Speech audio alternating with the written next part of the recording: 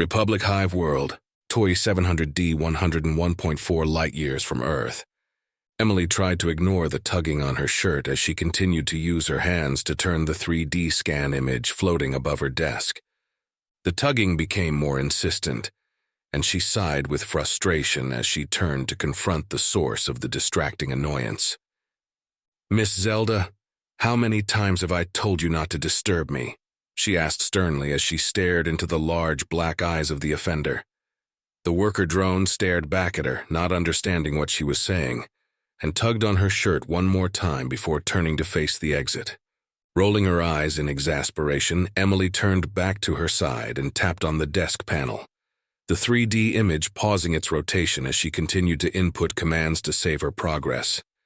Satisfied that she had backed up the data, she finally stood up and stretched while eyeing the drone, who was still patiently waiting for her.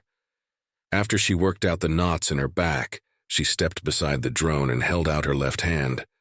The drone turned slightly to look at her again before taking the proffered hand into one of her delicate claws and started walking towards the exit with Emily in tow. Despite holding hands with Miss Zelda numerous times, Emily still always felt a thrill shoot through her whenever her hand clasped the drone's.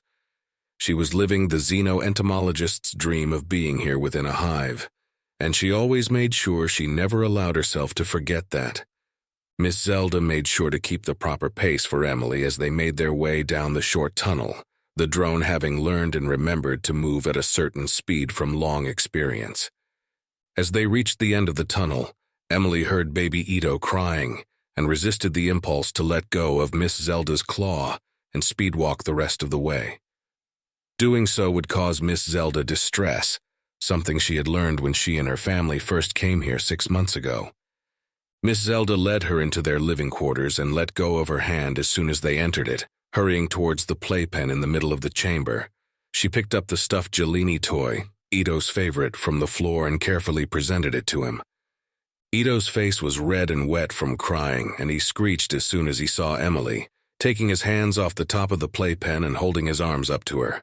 Miss Zelda continued to try to present the stuffed toy to Ito, who ignored the bribery attempt and started screaming even louder for his mother to pick him up. The drone flinched at the increased noise and moved closer, using her antennae to gently stroke Ito around the head and shoulders to calm him down. It helped a little bit, and Ito had stopped screaming by the time Emily finally reached him. Emily couldn't help but smile at the cuteness overload of watching the drone trying to soothe a human baby, and smiled as she leaned down and picked him up. Ito stopped crying immediately, gripping her tightly around her neck as he buried his moist face into her shoulder. She walked over to a nearby chair and sat down in it, the drone following closely behind her. As soon as she had reseated baby Ito in her arms, Miss Zelda scurried off and returned with a cloth, using it to gently dry Ito's face off.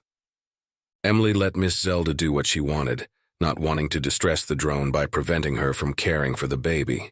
Ito had quieted down by now, and she pulled up her shirt to let him feed. Miss Zelda took her claw away and watched Ito suckling on Emily's nipple. Emily, no longer creeped out by Miss Zelda watching them breastfeed, looked into her eyes and smiled as she thought of the unusual circumstances of Miss Zelda becoming the nanny of baby Ito. They arrived 6 months ago when Emily and Owen volunteered for the opportunity to live within the hive.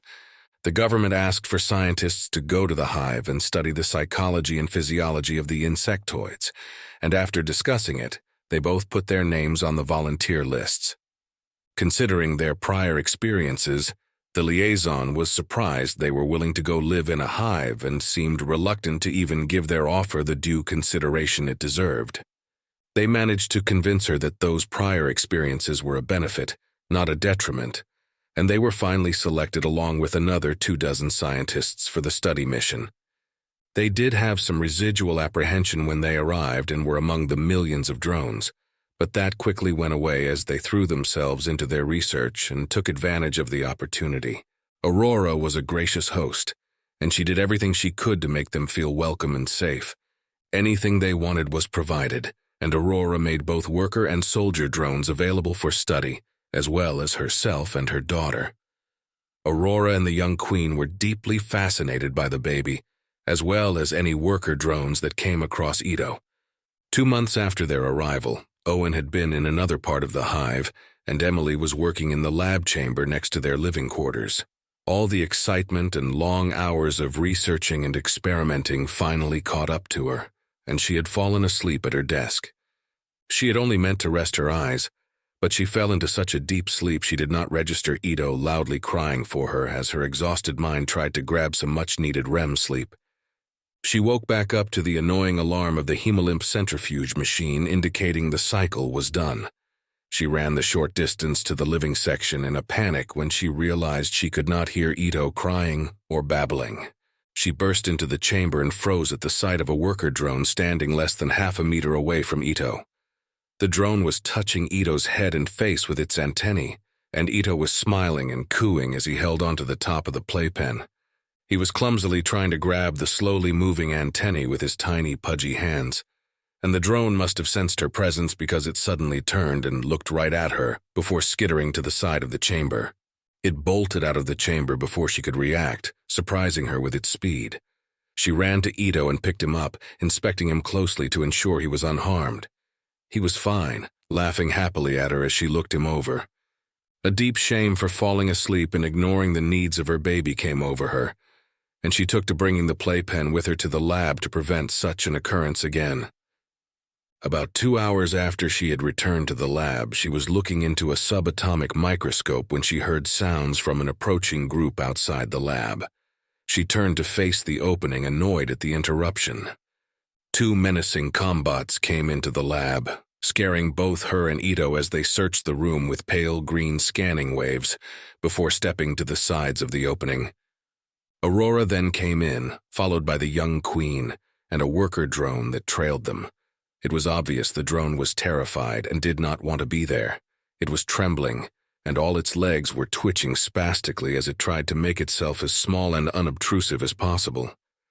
The queen raised her 2 claws in salutation to Emily and didn't even bother to wait for her response to the gesture before making a beeline to the playpen, where Ito was still eyeing the combots with suspicion. From a waist strap with a small leather-type satchel, the queen withdrew several small items and held them for Ito to look at, holding it close to his eyes. Emily saw they were chess pieces, and she remembered Bandit telling her the queen was obsessed with the game when they first arrived. Aurora addressed her with sign language, and Emily activated the translator device on her lab coat, unsure of what the hell was going on. After the holograms appeared, Aurora signed again to Emily. "Emily, friend, I come to ask your pardon for my worker violating your pupa. I have come to ask that you select the punishment as you see fit. It was your pupa that was violated, so the decision is yours as a queen mother." Emily looked at Aurora in confusion, not understanding why she wanted her to punish it. As she looked at the terrified drone, she recognized it as the same one she had seen before from the unique marking in between her eyes.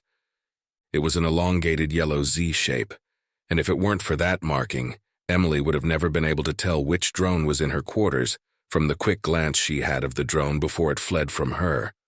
All the worker drones looked the same until one learned how to tell the minute differences in the patterning of their exoskeletons. Looking back at Aurora, Emily thought quickly as she responded, "Hive Mother, I thank you for honoring me with your presence and your concern for my baby. No harm was done. I think the drone heard him crying and was curious. How did you know it was this drone?" Aurora eyed her for a few moments before responding, and Emily wished insectoids had facial expressions so she might pick up on emotional and visual cues in situations such as this. "Emily, friend, I am Hive Mother. I know all, see all, am all within the hive. I felt the distress this one was experiencing after she fled from your living chamber, and I went into its mind. I saw it touch your pupa, something all drones were expressly forbidden to do when you came to join our hive." Aurora stopped signing and waited for the translator to finish conveying her thoughts to Emily. When the word stopped, she began slowly signing again. "This drone disobeyed me. It is defective and should be culled to ensure the efficiency of the hive. I do not wish to do this, so I have come to ask you to make the decision for me. How do you wish for the drone to be punished, Queen Mother?"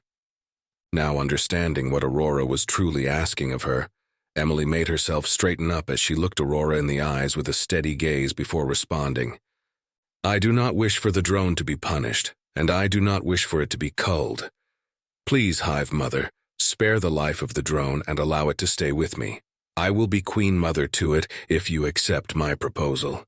Aurora watched the holograms as they translated Emily's words, and she could swear she saw a glimmer of relief or happiness in Aurora's eyes as she realized Emily had understood what she was really asking. Aurora was asking Emily to spare her from having to cull the drone, and she trusted Emily enough to make the right decision when offering for her to decide the appropriate punishment. As you desire it will be, Emily friend. The drone will now be part of your Hive family, and you will be responsible for her well-being. Do you require my assistance for your thinking tasks here? Thank you, Hive Mother. I will care for your drone like I care for my baby. I have all I need for now. Then I will depart. I am grateful for you sparing me the anguish of having to cull the drone. I will not forget this kindness, Emily friend. Fare you well. Aurora then turned towards the cowering drone and stared at it for a few moments before making a barely perceptible movement with a claw. The combots activated and left the chamber, Aurora following them out. The Queen left the baby and stopped in front of Emily, giving her salutations with both claws again before leaving the chamber to catch up with the Hive Mother. Emily watched her leave before looking at the drone that was left behind. It was no longer trembling as badly as it was before, but it still had a nervous disposition now that it was alone with Emily and the baby. Emily went to Ito and picked him up, looking at the drone and wondering how she was going to explain to Owen they now had a drone living with them. She noticed the drone was focusing intently on the baby, and she decided to try something. She sat down on the floor and put Ito on his belly, and he immediately started crawling towards the drone. She let him do so, carefully watching the drone to see how it would react. As Ito worked his way towards it, she looked at the bright yellow Z on the top of its head, and the name Zelda came to her immediately. It seemed perfect. An odd name for the new odd member of their small family. Zelda, Emily called out to the drone softly, testing the name out. The drone was still staring intently at the baby, struggling to reach it, and did not acknowledge the noise Emily had directed at it. Emily felt there was something missing, that the name itself wasn't quite right. Ito finally reached the drone, and he giggled as the drone pointed its antennae at him, tasting the air around the strange small creature in front of it as they moved around slowly. A sudden inspiration seized her, and she blurted it out. Miss Zelda? Do you like it, Miss Zelda? The drone paid her no mind as it brought its antennae closer to the baby, finally working up the courage to touch Ito with them. The scientist aspect of Emily was fascinated by what she was witnessing as the drone gingerly ran its antennae over the baby's head and face. It reached out a claw slowly and lightly touched the top of the baby's head with it before withdrawing the claw in a blur of motion. It took the claw that touched the baby and put it within its two mandibles. Emily saw the mouth cilia squirming around the claw as the drone tasted the scent of the baby. The drone looked around the chamber and then gazed at Emily for a long time with an intense stare before it moved towards the playpen. A couple of stuffed animals were on the floor, and it carefully picked them both up before going back to where it was before in front of Ito. It put the two stuffed animals directly in front of baby Ito and watched him try to grab them. Seeing that he was not able to reach, the drone used a claw to push them both close enough for Ito to take into his tiny hands. He giggled happily as he grabbed the stuffed Jelini and started chewing on its muzzle while babbling. The drone seemed utterly engrossed by what was happening as it continued to watch Ito. Emily the mother felt her heart melting as she realized that Ito had just made the first friend of his short life, a worker drone named Miss Zelda. Snapping out of her trip down memory lane, Emily shifted Ito slightly. He had grown considerably, and her arm protested holding the heavy baby within them. It was almost time to start weaning him off the breast, and Emily felt a deep sadness at the thought. Trying to push the sadness away, she focused on Miss Zelda, who was still staring at them both as she waited for Ito to finish feeding. Emily had been surprised at the intelligence and mimicry abilities of Miss Zelda, and her most recent scans had confirmed her suspicions. The worker drones had a capacity for intelligence that far exceeded their current abilities, and she wanted to know why they had been intentionally dumbed down to the state they were in now. The extra organ on the side of their brains that the Queen's access to increase their own processing power had been purposefully isolated from the drones. The question was why and how. What purpose could that have served? This could only be achieved with genetic engineering or a well-planned breeding program that spanned many, many generations of drones. Owen had come to the same conclusion as she did, and they found the revelation disconcerting, to say the least. Emily had been trying to gather as much evidence as possible to prove her hypothesis before bringing the issue to Aurora. She did not think Aurora would lie or try to avoid the question, but she wanted to be absolutely sure she had all the facts before broaching the subject. Miss Zelda turned suddenly and skittered over to the playpen before returning with another stuffed doll that was almost as big as Ito. Emily thought she was going to try to get Ito to play with it, but her mind was blown by what happened next. Miss Zelda placed herself in a half-sitting position, resting on her abdomen as she used her 2 thorax legs to cradle the toy. She placed the muzzle of the stuffed toy against one of the small vestigial silk glands on her thorax, and then she began to rock slightly as she stared at Emily. "She's breastfeeding the toy," Emily thought in shock as she stopped the instinctual rocking movement she always did when feeding baby Ito. This was beyond mere mimicry, and Emily the scientist watched what was happening in front of her with calculating eyes as the drone looked down at the stuffed toy, caressing the top of its head just like Emily did to Ito. "What happened to you, Miss Zelda?" Emily said quietly as she resumed rocking Ito, feeling a deep sadness for Miss Zelda and all the other worker drones who had been stripped of their intelligence and capacity for emotion in the past. Emily's sadness turned to anger as Miss Zelda continued to rock and caress the stuffed animal as if it were her baby. She felt a bond of motherhood with the childless drone, as if Miss Zelda was a woman that wanted children but was unable to have them. She felt her anger turning into resolve as Miss Zelda shifted the toy to the other gland, just like Emily did when giving the other nipple to Ito. She had not done that yet, so Miss Zelda did it all on her own based on her observations of past events, a sure sign of intelligence. She activated her wrist comm and set it to record. She wanted Owen's thoughts on what was happening, and would show him as soon as he got back.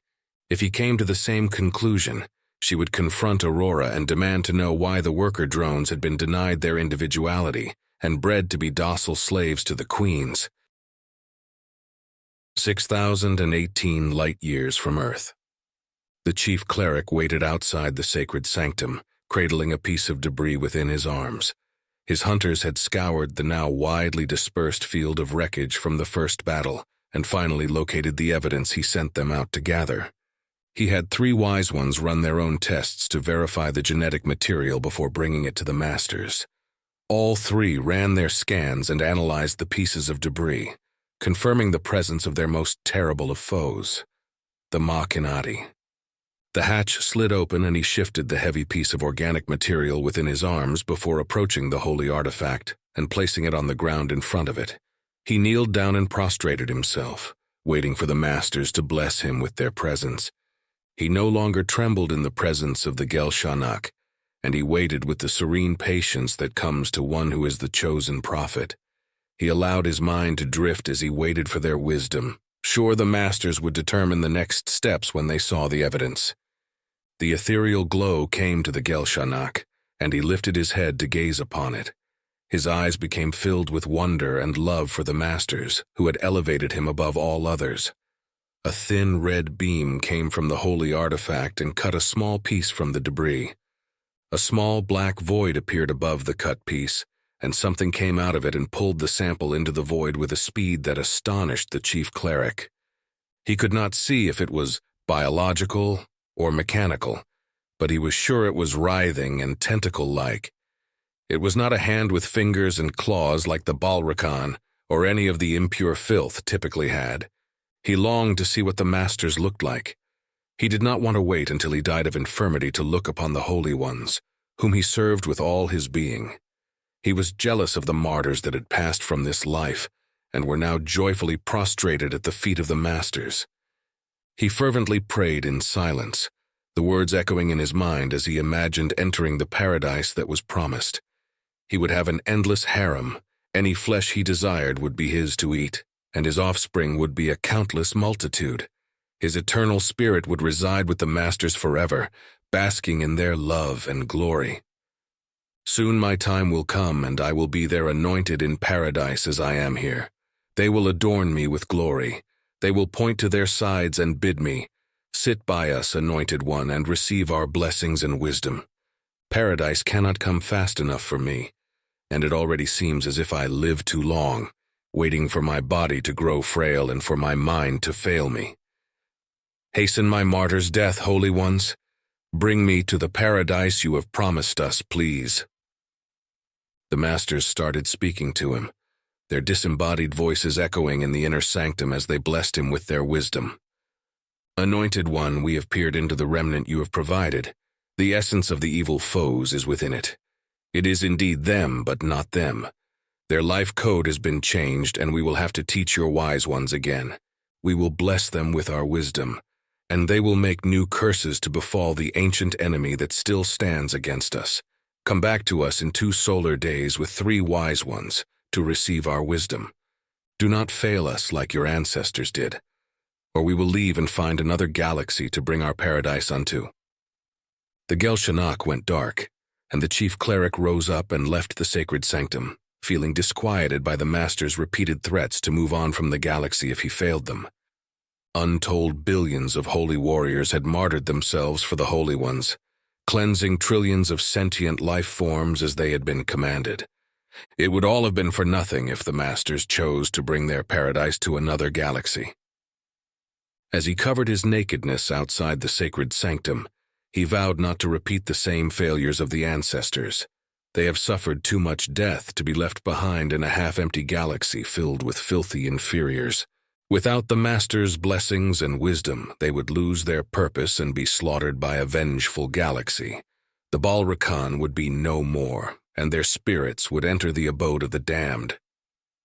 Command Chamber of Republic Insectoid Cruiser. Geosynchronous orbit over Queen World of the Insectoid Empire. Bandit watched as the insectoid shuttle that had come from the surface approached the cruiser, carrying a Queen envoy who would escort both him and Luna to the surface to engage in peace talks with the Hive Mother. He did not understand why they could not have just gone down to the surface instead of having to wait for a queen to come and escort them down. He viewed it as an inefficient process and shared his thoughts on the matter with Luna.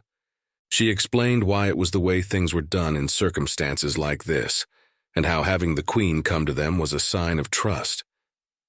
The Hive Mother, by placing a queen and envoy within their grasp, was signifying her trust and belief that they would not take the queen hostage. He thought it was a convoluted way to show and receive trust, but he did understand the intent behind such an action. They had been escorted from the border by 20 Hive ships, a great honor according to Luna. He'd been worried about a potential ambush when they arrived at the coordinates Aurora had given them, despite her insistence that such evil acts were unfathomable after safe passage had been granted and promised by a queen or a Hive Mother. President Lopez appeared to share in his concern for hostility, and he had never seen such anger from Aurora as he did when an entire Republic fleet flashed out unexpectedly within the system to escort the cruiser to the border. Aurora was livid, and he could feel the tension between her and President Lopez as they argued over the escort. Aurora was adamant that it was an insult to her sister and the Hive Mother of the Empire, and President Lopez refused to give Bandit permission to go without the fleet. "I do not know your sister, Aurora. I know you believe her, but I want the fleet to escort Bandit and Luna to the border. I want your sister to see our power and to know that we are ready for anything. This is a form of diplomacy among us animals, Aurora. It is called showing the flag, and the fleet will escort the cruiser to the border, or I will withdraw my support for this diplomatic endeavor." Aurora finally relented, though Bandit sensed that she was still bitter about it when he said goodbye to her and the young queen before departing. The fleet was a massive show of force, and even Bandit found himself thinking it was a little excessive as they joined their waiting escorts. 8 carriers, 22 battleships, 68 heavy cruisers, and 40 upgraded null ships formed the heavy warship element. Light cruisers, destroyers, and frigates made up the rest of the 432-strong fleet. They flashed into null space and made the journey to the heavily defended border, passing through the dead zone before flashing out 500,000 kilometers from the coordinates provided by Aurora. It appeared the Hive Mother had the same idea as President Lopez did. There were 48 Hive ships and 500 cruisers waiting for them at the border, though all their weapons were powered down. It was a tense moment as the two fleets faced off against each other while Luna shared thoughts with the command drone leading the insectoid fleet. One of the newest battleships broke ranks and headed to the midpoint between the two fleets. The battleship's railguns and artillery turrets slid out of their armored hatches and pointed above the insectoid formation. They were not powered up or loaded with munitions, and the battleship then activated the running lights, pointing them at the ship's designation as they drifted by the insectoid fleet. Bandit saw the name on the hull and understood why the Republic fleet was doing this. The large black lettering and numerals shimmered under the lighting, and the RSS Mei-Jo was clearly seen by all. The Mei-Jo returned to its spot at the apex of the battleship formation before retracting its weapons back into the armored hatches. The insectoid fleet had not reacted at all to the battleship, not understanding what had just happened. To them, it was strange animal behavior, and all that mattered was the ship did not fire on them. Luna had finished sharing thoughts with the command drone of the fleet, and the insectoid ships started flashing out until only the 20 Hive ships that would be their escort remained. The Republic fleet would remain on station until they came back, and Luna guided the cruiser to the center of the insectoid sphere formation. They all flashed into null space together, and now 2 days later here he was, waiting for the Hive Mother's envoy to board the cruiser and take them down. Luna indicated they were to head to the shuttle bay, and he followed her, the 12 combots of their protective detail trailing them. They waited outside the hatch for the atmosphere to be pumped back into the bay before entering to greet the envoy waiting on the large shuttle. Luna opened the hatch and they walked to the shuttle, stopping 10 meters from the starboard side.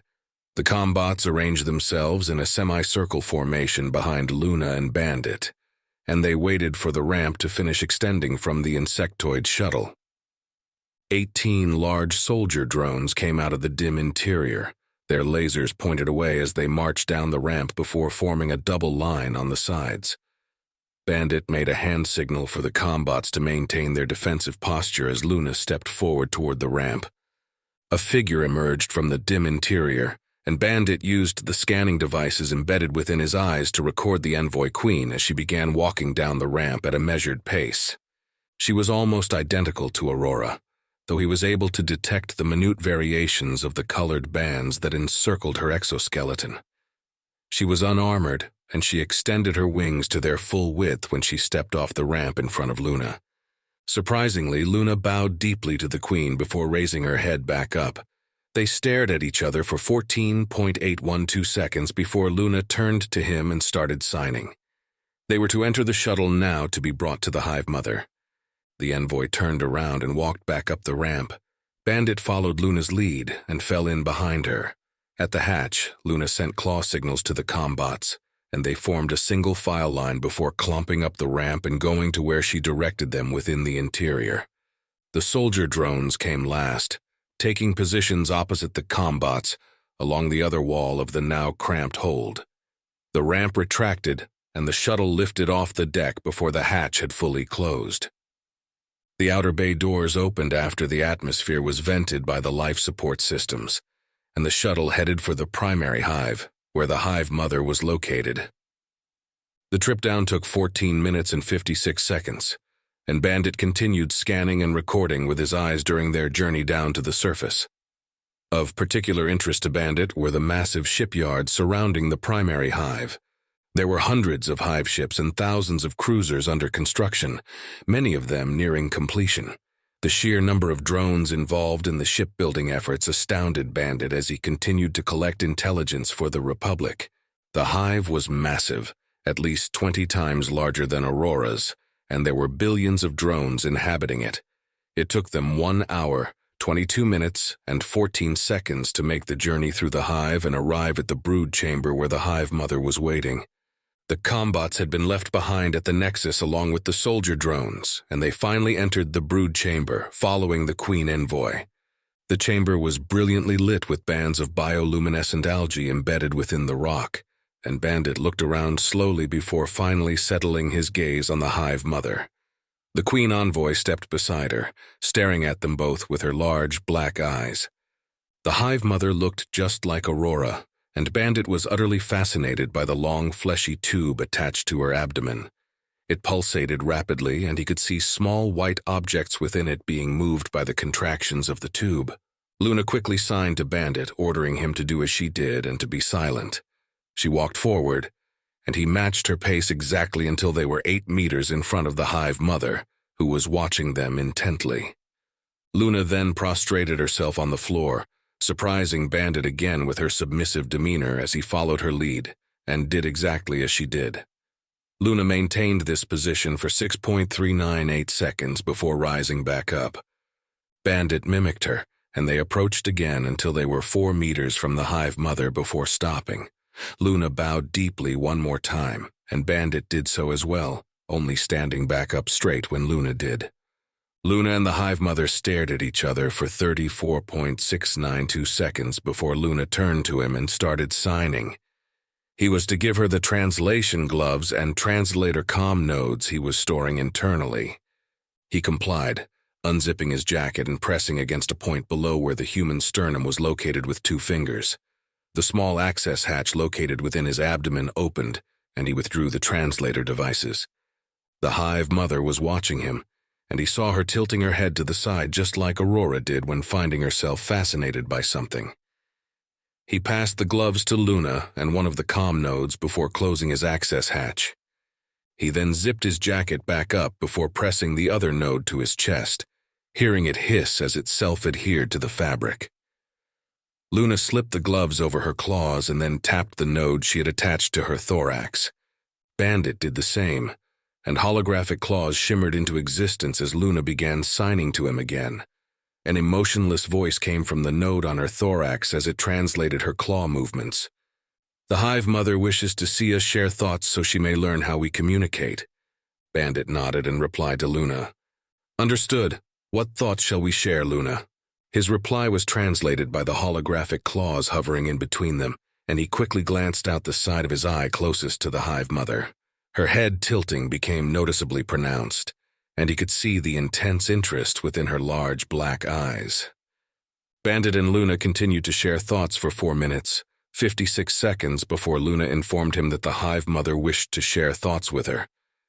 She turned back to face her, and Bandit waited silently as Luna made hundreds of claw movements to the Hive Mother, repeating many of them as they continued to stare at each other.